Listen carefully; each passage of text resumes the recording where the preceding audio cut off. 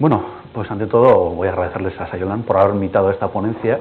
Como bien ha dicho Ángel Mari, un poco, bueno, voy a hablar de lo que hoy en día se entiende por sistemas embebido, Internet de las cosas, sistemas ciberfísicos. Ahí pone la servitización, pero bueno, voy a hablar en un contexto más general. Ahí la servitización ahí pone un poco porque al fin y al cabo, hoy en día, bueno, ya lo veremos más adelante, pero al fin y al cabo, estos sistemas están todo orientados a los servicios, ¿vale? Es un poco la idea de esta charla. El contenido, o por lo menos los temas que voy a tratar, los veis ahí introducidos, está haciendo un poco de eco, ¿no? Bueno, a ver si me pongo aquí un poco más atrás, aquí mejor, sí, algo mejor. Bien, como estaba diciendo, ¿vale? Los contenidos, voy a introducir un poco los conceptos. Supongo que todos conocemos qué es un sistema embebido, o intuimos qué es un sistema embebido, o intuimos qué es un sistema IoT, etcétera. Pero bueno, voy a empezar por la base y definir un poco qué es lo que entendemos por un sistema de este tipo, ¿vale? Claro, tener en cuenta que hoy en día, pues muchas veces tenemos soluciones llave en mano, que yo cojo un producto, lo uso y directamente ya puedo hacer una aplicación, un producto de servicio. Pero claro, alguien tiene que construir esos sistemas, ¿vale? No sé vosotros qué expectativas tenéis de esta charla, pero bueno, siempre hay dos alternativas: coger una solución llave en mano o usar un sistema en el cual básicamente lo creáis vosotros a partir de cero, ¿vale? Entonces, veremos un poco hoy en día cuáles son las tecnologías que se usan a la hora de crear este tipo de sistemas, ¿vale? También vamos a hablar un poco, tener en cuenta que al fin y al cabo los servicios solo ocurren cuando hay una interacción entre máquinas, entre personas y máquinas, entre personas a través de máquinas, ¿vale? Y evidentemente evidentemente la última parte ya será un poco orientado a la comunicación, la interoperabilidad, ¿vale? La parte de interoperabilidad va a quedar un poco corta, ¿vale? Más que nada por tiempos, pero bueno, un poco es la idea de por dónde vamos a empezar. Y como he dicho, un poco la idea es dar una visión global, didáctica, de los sistemas embebidos. En este caso, Internet de las cosas, sistemas teóricos. ¿Qué son? Vale, entonces, voy a empezar por algo muy, muy básico. Es que has definido qué es un sistema. Un sistema en la ingeniería. Si os digo, hablo de esto, básicamente podremos encontrar 1000 definiciones, según de la rama que vengáis, mecánica, física, electrónica. El concepto de sistema en muchos sitios, ¿vale? Pero para nosotros, desde el concepto, desde el punto de vista que nosotros queremos tratar, lo vamos a considerar un sistema como un conjunto de componentes o elementos que interactúan entre ellos. Es la idea. Y como bien he dicho, es la interacción lo que define el sistema. Si no hay interacción entre algo, un sistema físico, un entorno físico, etcétera, ya es un sistema aislado, entonces ya no lo considero como sistema, ¿vale? Como bien he dicho antes, en diferentes sectores, igual la definición no es exactamente igual, pero siempre hay algo de este punto, ¿vale? Otra cosa es que en diferentes sectores quizá el nombre no es exactamente igual. Sé que, por ejemplo, en química se usan mucho procesos químicos, ¿vale? Pero bueno, no es directamente el mismo concepto, ¿vale? Vamos a un ejemplo. Yo creo que eso se ve más bien con ejemplos, ¿vale? Entonces, creo que este ejemplo, si lo que muestro aquí, más o menos es conocido para todos, ¿vale? Entonces, yo cuando digo ejemplo de sistema, ¿vale? Un coche hoy en día, supongo que no sé qué coches tenéis vosotros, si tenéis coches eléctricos, de combustión, híbridos, pero hoy en día en un coche podéis tener una enorme cantidad de sistemas embebidos, por así decirlo, en los cuales tienen la responsabilidad de controlar diferentes aspectos e interactuar con diferentes elementos del coche, en este caso, ¿vale? Voy a entrar en algunos detalles, no voy a entrar en todos los detalles, pero bueno, aquí, por ejemplo, desde sistemas de control eléctrico, básicamente los coches clásicos, todo el control o toda la dirección, por ejemplo, es mecánica, ¿vale? Con dirección asistida o no, hoy en día con la dirección asistida, pero hoy en día hay coches que directamente el volante no está mecánicamente conectado a las ruedas, ¿vale? Que es lo que se llama el drive-by-wire, por ejemplo. Y ahí, ¿qué es lo que ocurre? Hay una interacción. El conductor interactúa con un sistema físico, que es el volante, se convierte en una señal eléctrica, alguien o algo procesa ese dato y se envía al sistema de dirección, que se controla mediante motores. Todo eso, evidentemente, implica que alguien ha tenido que construir ese sistema, ¿vale? Y entre ellos podéis ver que, vamos, aquí tenéis la parte de sería la dirección asistida, ¿vale? En este caso eléctrica, sistemas de antibloqueo, yo creo que eso ya es altamente conocido, sistemas de control de tracción, sistemas de confort interno, temperatura, humedad, etcétera. Que os voy a contar sobre esos temas, ¿no? Yo creo que es muy conocido.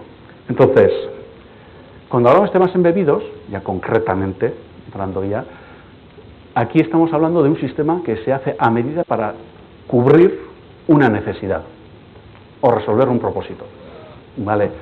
Entonces, claro, aquí, como he dicho, ese elemento que está diseñado exclusivamente para esa funcionalidad, ¿vale?, es básicamente lo que queremos usar, ¿vale? Si comparamos, por ejemplo, un ordenador, ¿es un sistema embebido? Un teléfono móvil, ¿es un sistema embebido? El proyector que estoy usando aquí, ¿es un sistema embebido? El mando, el control remoto, ¿es un sistema embebido? Claro, aquí la definición de sistema embebido puede ser bastante ambigua, ¿vale? Entonces, aquí básicamente la diferencia o la separación entre ambos sistemas, lo que hacemos es tomando el concepto de para qué se diseñó. Está claro que, por ejemplo, si yo tomo este control remoto como ejemplo, esto tiene una función específica, ¿vale? Si tomo el ordenador básicamente se usa para infinidad de cosas, tiene un propósito más general. Según que los elementos como se use, podemos usarlo para diferentes aplicaciones y usos, ¿vale? Entonces, si yo tuviera que comparar un sistema embebido con un sistema de propósito general, básicamente ahí podemos ver que normalmente un sistema embebido tendrá una función, o quizás una colección limitada de funciones, ¿vale? Tiene frecuentemente limitaciones de control, tiempo real, ¿vale? Aquí en este caso, evidentemente, yo cuando pulso un botón quiero que el sistema reaccione en un tiempo limitado, ¿vale?, para que sea medianamente cómodo, ¿vale? Y generalmente es un producto integrado en sí, ¿vale? Tengo una carcasa, la parte mecánica, la parte de comunicación, la parte electrónica, es todo un conjunto completo. Si voy a un sistema de propósito general, como puede ser un ordenador, ¿vale?, es flexible porque lo puedo usar para muchas cosas, pero a su vez, básicamente tiene otras limitaciones, puesto quizás más elevado o no quizás tan adecuado a lo que queremos usarlo. Por ejemplo, si yo tuviera que usar este ordenador en una máquina para controlar la máquina, lo más probable es que si está en un entorno hostil, como puede ser una planta de producción, pues el polvo, la humedad, la suciedad, etcétera, harían que la fiabilidad de este sistema fuera bastante baja, ¿vale? Entonces, básicamente, si yo cojo un ordenador industrial, ¿cuál es la ventaja? Sigue siendo de propósito general, pero está más orientado, en este caso, a un uso en entornos más difíciles, ¿vale? Básicamente, ¿vale?, estos sistemas embebidos son artefactos que los ingenieros crean, ¿vale?, realizando cálculos que están sujetos a limitaciones físicas, reacción al entorno físico, ejecución en la plataforma física. Es lo que os he dicho, la parte de la interacción, ¿vale? Si tuviéramos que hacer un listado, de las características que tuviera que tener un sistema embebido en general, aquí tengo una lista, ¿vale?, pues bastante extensa, como podéis ver, pero básicamente, si tenemos que dar, es la heterogeneidad. Normalmente, si yo cojo un ordenador y hago un programa para un ordenador, ese mismo programa o ese mismo desarrollo, probablemente en múltiples ordenadores, lo pueda usar. Sin embargo, si hago un desarrollo o diseño un sistema embebido y yo quiero después usarlo en otro tipo de plataforma o algo parecido, ahí normalmente los sistemas suelen ser bastante heterogéneos. La compatibilidad entre sistemas o el trasvase de esa aplicación o ese servicio o esa interacción con el mundo físico no suele ser tan evidente, ¿vale? Generalmente se construyen con múltiples procesadores. Probablemente en este elemento que yo tengo en la mano ahora en este mismo, que es un control remoto, aquí tengo un único procesador, pero si yo cojo un teléfono móvil, como puede ser este, hoy en día, ¿cuántos procesadores tiene un móvil? Si pensáis fríamente, podéis decir, pues tenéis el procesador principal. Ahora vemos que teléfonos con no sé cuántos núcleos, etcétera, etcétera, ¿vale? Pero esos núcleos son los únicos que tiene, porque si os dais cuenta, toda la parte de, por ejemplo, GPS, etcétera, muchas veces tienen otros procesadores integrados que son para uso exclusivo de posicionamiento, por ejemplo, ¿vale?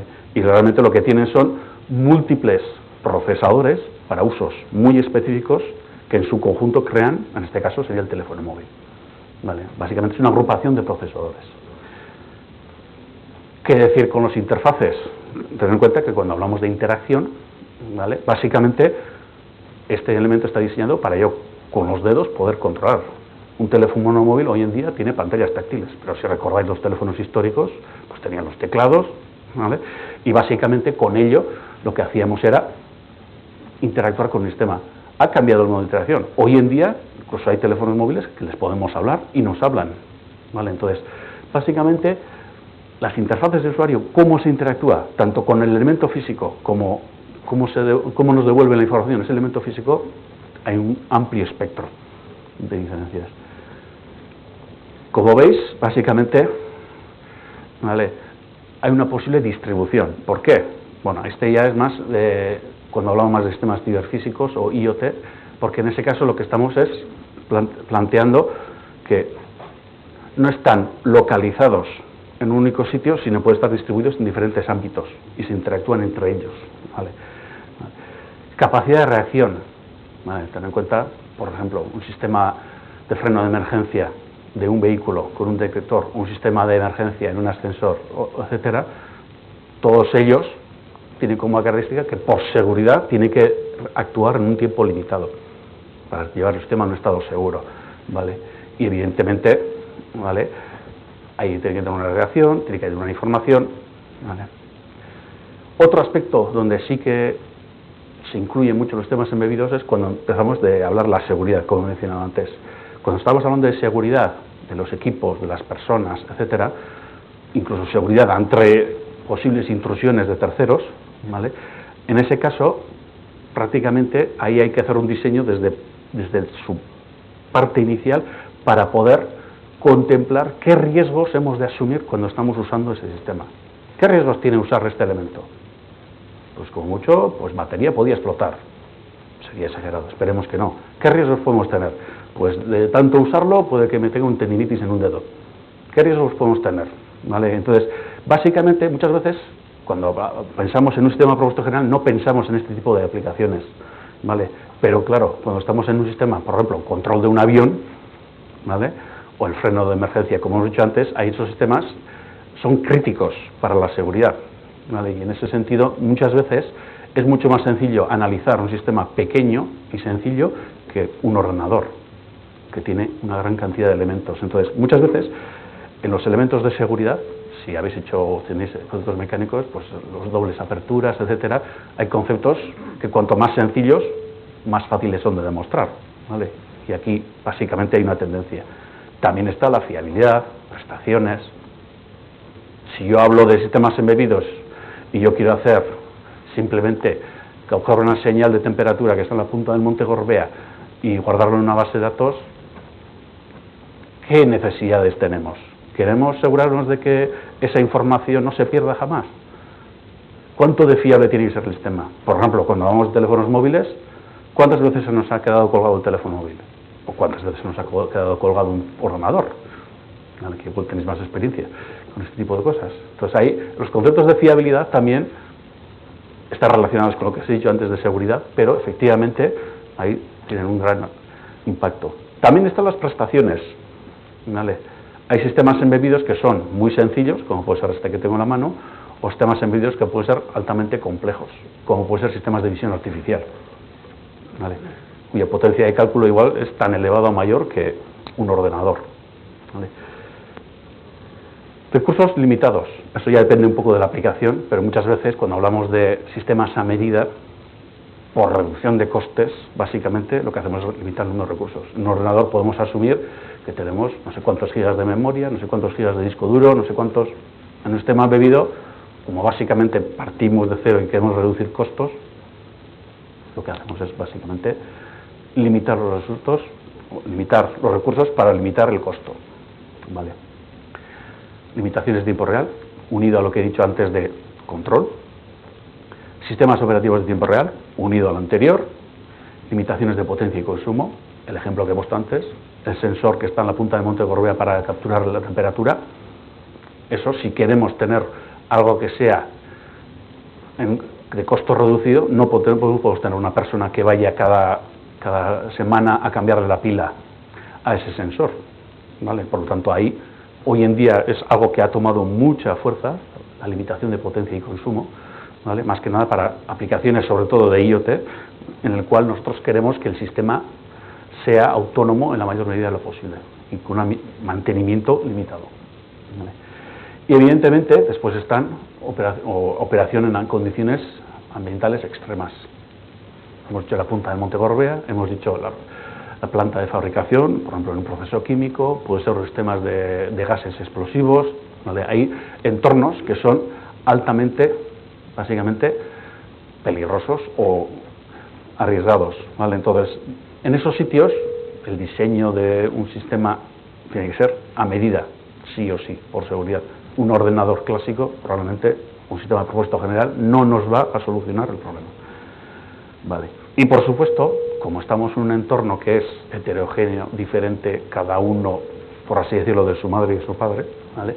Claro, los entornos de desarrollo también suelen ser variados, con el costo adicional que eso supone de cara al proceso de aprendizaje y de explotación de estos sistemas. ¿Veis un poco por dónde van las cosas? ¿Vale? Ya si hacemos un salto siguiente, cuando hablamos de IoT, ¿vale? Hay muchas definiciones, como he dicho antes, de sistemas embebidos, sistemas. IoT también es un concepto de Internet de las cosas. ¿Qué es Internet de las cosas? ¿Vale? Ahí he puesto una definición, se ha movido un poco el texto ahí, ¿vale? Básicamente en aquellos sistemas en los cuales la interacción no está limitada a un entorno local. Y este entorno local, ponerle todas las comillas que queráis, porque la definición es altamente subjetiva, ¿vale? Podéis ver documentaciones que os dicen un entorno local es pues que tiene que ir a Internet y después volver, ¿vale? Cuando decimos a Internet, en teoría puede ir a cualquier sitio del mundo, ¿vale?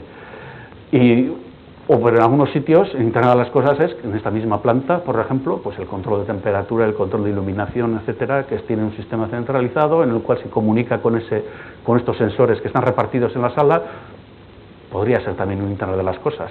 ¿Por qué? Porque se ha montado una red. Realmente, conceptualmente, y quizá no llegue la información a Internet, ¿vale? Pero aún así, en muchos contextos, ¿vale? Sí que puede llegar o algunos se abusa del lenguaje, por así decirlo, y se llama Internet de las cosas. En esta gráfica que aparece aquí, ¿vale? Aquí básicamente está hablando un poco del alcance, hasta dónde llega el alcance, y después un poco la tendencia básicamente en el tiempo, ¿vale? Entonces, empezamos por básicamente los sistemas de acceso de control, un RFID, ¿vale? Que usamos las tarjetas de acceso típicas que hoy en día usamos en todos los sitios. Eso existe desde hace mucho tiempo, ¿vale? Aquí pone el año 2000, pero antes también existían. Igual la extensión, o básicamente igual el uso más habitual, se ha extendido igual en el nuevo siglo, pero antes también existían, ¿vale?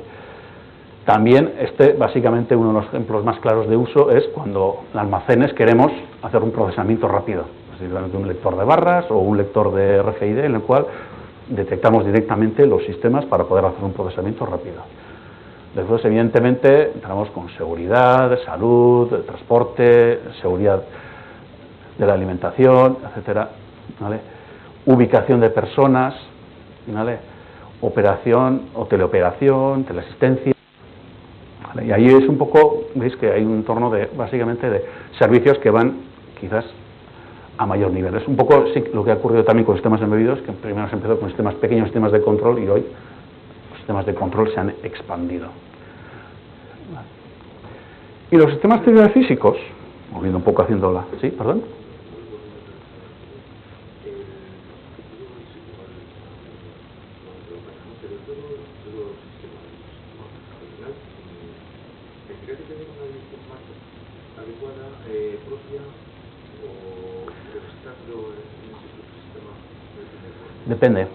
Depende mucho. Cuando estamos hablando de Internet de las cosas, básicamente, si hablamos estrictamente, tiene que tener cada uno su dirección MAC y su dirección IP, su dirección de Internet, ¿vale? Si está claro, hoy en día dices, por ejemplo, si hablamos el sensor que está a la punta del Monte Gorbea, hoy en día, más adelante ya hablaré un poco más sobre las tecnologías de comunicaciones que existen, pero si yo tuviera que hacer eso, necesitaría algo que tuviera un consumo muy reducido, de la manera que pudiera tener el mantenimiento mínimo posible, ¿vale? Pero ese sensor de la punta del Monte Gorbea, ¿vale? ¿cuánta información me tiene que pasar? Si tengo que decirle que cada hora me dé información de humedad, de no sé qué, no sé cuántos, probablemente cogería una línea de telefonía móvil y lo integraría en el sensor. No es una solución muy buena desde el punto de vista de consumo de energía. Ya veremos que hay otras soluciones que, desde el punto de consumidor, son mejores, ¿vale? Pero básicamente, la característica es que si se conecta a Internet, como bien has dicho, necesita un identificador en esa red, ¿vale? Sea un MAC, IP, etcétera, ¿vale? No sé si he respondido a la pregunta, pero...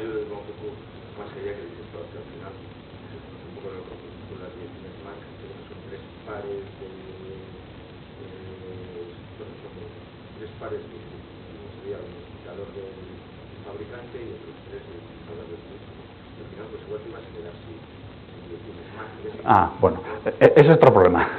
Ese es otro problema. No, pero bueno, esto es igual, me voy a salir un poco de tema, ¿vale? Pero bueno. No, pues aquí después en el café o después podemos hablar y te comento. Porque básicamente, hoy en día lo que ocurre es básicamente que se montan redes privadas. Y dentro de las redes privadas las direcciones MAC se repiten. Básicamente. ¿Vale? Entonces, el concepto de privado público está la diferencia. Bien, entonces, como estaba diciendo, separación, sistemas embebidos, IoT, sistemas ciberfísicos, si lo pensáis un poquito, podéis intuir que estos nombres son básicamente una evolución del mismo sistema, haciendo un poco un crecimiento a sistemas más complejos, por así decirlo. Vale. Entonces, sistemas ciberfísicos, aquí ya entran los ordenadores, porque básicamente aquí la idea es, como veis, integrados con Internet y usuarios, ¿vale?, funcionando a diferentes escalas temporales y espaciales. Cuando hablo de esto, ¿qué es lo que estoy haciendo referencia? Por ejemplo, yo en una planta de producción tengo un pistón que lo tengo que controlar para que empuje una pieza, pero ese mismo pistón está en una máquina, una célula de producción flexible que tiene que hacer un proceso de control y generar no sé cuántas piezas por minuto. Pero esa célula de producción que produce piezas está dentro de una empresa que básicamente tiene que responder a unos pedidos, a no sé cuántos clientes, ver qué tasa de evoluciones tiene esas piezas, la calidad del sistema. Entonces vemos que vamos subiendo de nivel y la información que se trata a cada nivel tiene diferente complejidad y diferente uso. Entonces la integración de todos los sistemas a diferentes niveles hasta llegar hasta la gestión o incluso la gestión de fábricas completas, ¿vale?, es donde se crea un poco el sistema ciberfísico o los sistemas ciberfísicos. Conceptualmente, ¿qué hemos hecho? Hablando mal y pronto, por así decirlo, unir los sistemas embebidos, los IoT,